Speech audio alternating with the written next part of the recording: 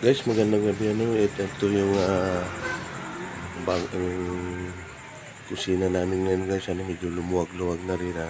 Tinanggal namin yung division niya. Tapos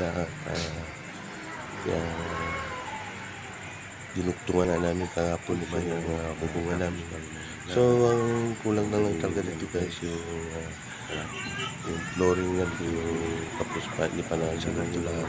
Tsaka iba yung division pa rin gagawin dyan. So, maganda lang dito guys, medyo maluwag na yung sa loob talaga hindi ka makadati masikip eh. So baka mas matapos lumapat na. Okay guys, magandang gabi na lang